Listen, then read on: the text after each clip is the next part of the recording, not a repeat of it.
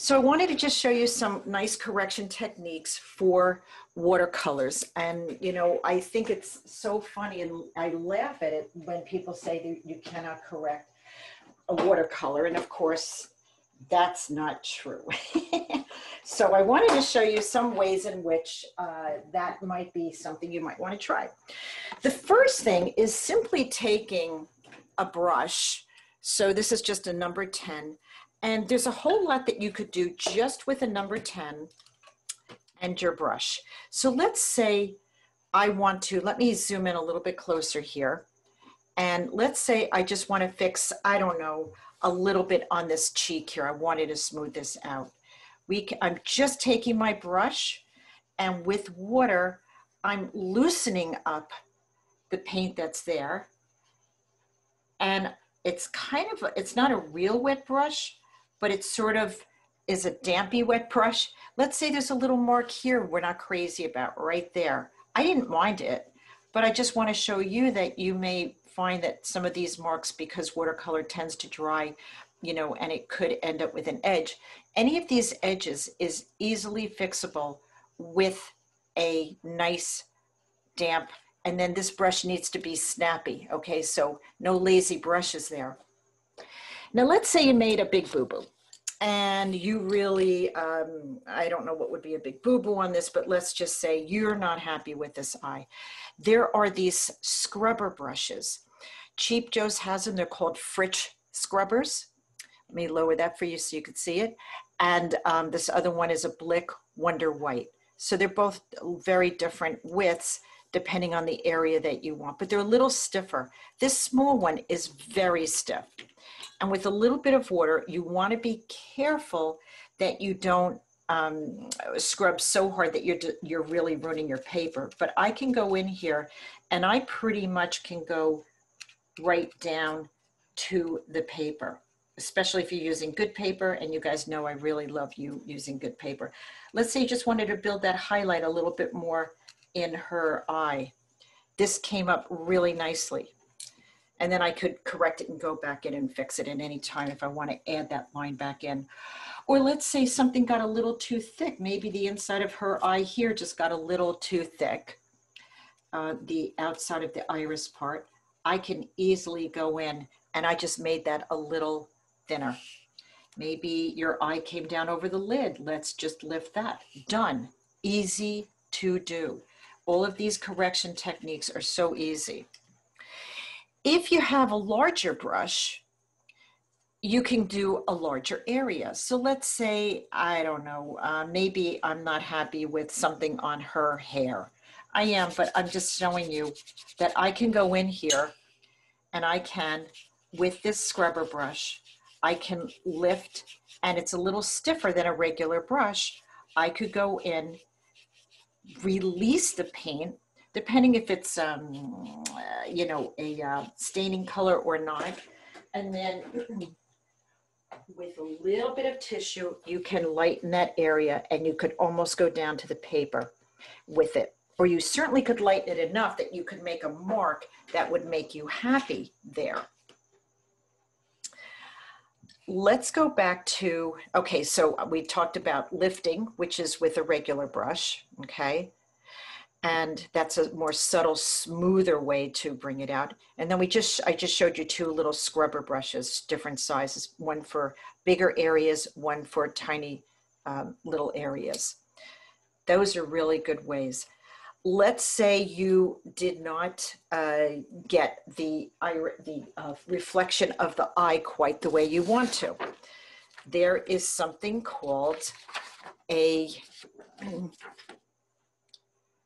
jelly roll pen. So that's what it is. It's white. And now I could go in and let's say I want these highlights a little bit bigger. I can go in and I can adjust them very easily. Let's say I wanted a little more highlight on her lower lip. I could go in and I can add some of this white very, very easily. Okay, let's say I wanted to add some highlights to her hair. I could go in and I could add strands of hair. It's a nice tool. Now that's for thin, fine areas, okay? I'm gonna back this zoom out a little bit just so that I could get in and still see the whole thing. And okay, there we go. I'm getting a little better at that. There's also, of course, your heavy body white paint. And there's also something called Jaune Brilliant. Here's your Chinese white. That's your watercolor white. And then looking for my Jaune Brilliant. Here it is. These three here. This one tube is a little shungad, but it's Jaune Brilliant #1. This is Holbein. And what this is it's a warm white. So you could take this with your brush and you can brush in nice light areas anywhere in the face that you want to. And this is very opaque. So it will go over almost anything you've got going on in here. So if you wanted to lighten an area, let's say we wanted the tip of her nose to be not bright white, but just a little bit more lighter. It works, it is a watercolor, so you can just go in and you can just go, you know, lighten any little area that you feel you want to adjust. That's another tool. Of course, if you don't have a Jaune Brilliant #1, you could take either of your whites, these are just Chinese white and heavy body acrylic white, and mix a little yellow in, okay?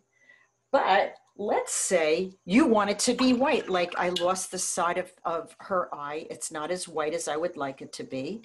So now I'm going in with my white, and I could just adjust that and put that right in there, right like that. And it brightens the eye up. You could shape the eye how you want. You could find different highlights that, like maybe you lost your lower lip and you want that to be a little lighter. You can go in and fix the eyes if you want to make adjustments to it. And you could add lights to her hair. You could do any of these things. So lots of ways. I have to laugh when people say you can't fix a watercolor. Of course, if you're using very heavy tinting, heavy colors that are very staining, you'll have a greater trouble doing that. And of course, my favorite, I'm going to back out here, is if you just don't like an area, I now have my water and my spray bottle, and I could go in here and I could pretty much check the spray, make sure it's an adjustable spray nozzle, test it. That's coming out very, very strong. So that'll say, if I want to get rid of an area, all I have to do is spray it, and the water just goes right, and the paint drips off and goes right into your bucket. I usually do this over a sink. I'm making a hell of a mess right now. If you want to do a softer area, you just change the nozzle and dripping all over. You just change the nozzle and you go wider with it, and you can lighten with enough oomph coming from your spray bottle. You could pretty much lighten any color that's down there. So those are really great ways to practice. If you're not happy with any of your portraits, that's a fantastic way for you to practice fixing them in the moment. You know, it's just not true that watercolors are not fixable. So I'm just going to open this up to questions. I know I went through that really fast, but all of these are going to be on a video of just correcting. So let me you could unmute yourselves if you have any questions about any of those things. We did, just to review, we did a regular brush, which can soften an area with water, scrubber brushes, which are a little bit more intense, a jelly roll white pen, white paint, off-white paint, spray bottle. All of those are great ways to correct something that you're not happy with. So, so let me ask you guys, any questions on any of that?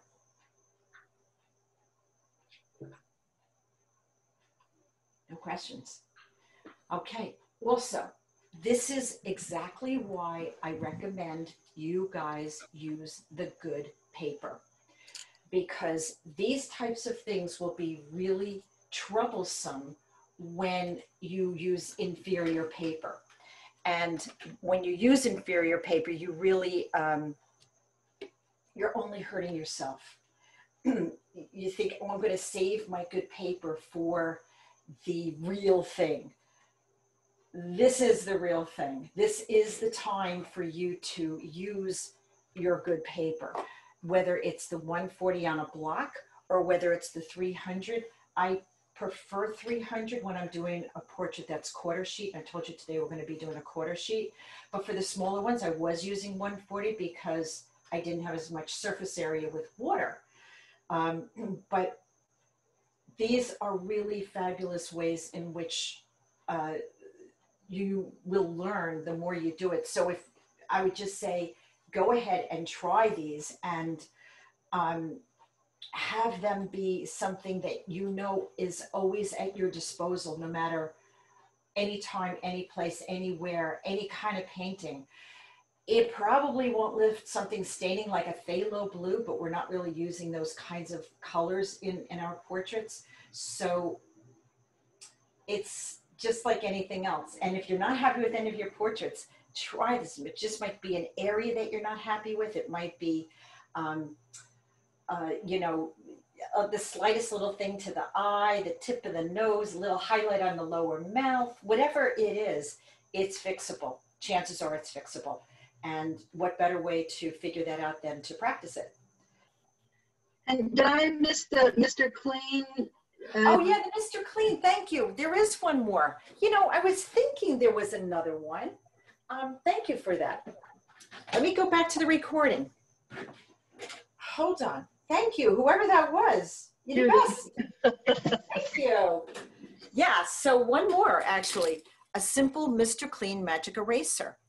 Just try to find like a nice edge, put it in some water, and whatever area you're not happy with, I'm going to go closer with this because it's pretty miraculous. It will lift it off. Just lifts it right off. And it's a little easier on your paper, actually, this. It's a nice way to maybe soften certain edges. Maybe if your eyebrows went too dark, maybe if your lower lip looks like it has lipstick, whatever it is. So yes, Mr. Clean, bless you. Whoever said that, I know you said the word. Oh, Judy, you said it. Thank you so much, Judy. All right, number of correction techniques for a portrait, for anything. Always have these at your disposal. You're not stuck with what you're not happy with. Very rarely have I found a painting that is not fixable. And of course, you know, it's not really a quote correction technique, but, and while I don't think this particular portrait needs cropping, maybe there's an area that you're not happy with on your painting, and all you need is to maybe do an interesting crop and take away the areas that you're not happy with and end up with a beautiful portrait. That also, while not a correction technique per se, it is a nice technique, and I always like to use it because very often we didn't get the painting quite way we wanted to. And so, but chances are it could be an area. Maybe we didn't get our composition right away. This is a great way to find your composition. So this is a really good, well, again, not a correction technique, certainly a very good option for you guys to utilize in case you're not happy with a particular area on a painting. So, all right then. Well, I'm going to stop recording. That's correction techniques. These work on all paintings, but certainly we struggle so much with our portraits that these are nice ways in which to soften areas and build areas and whatnot. And if anybody's just coming on now, we were just reviewing correction techniques. I will have this video sent to everybody.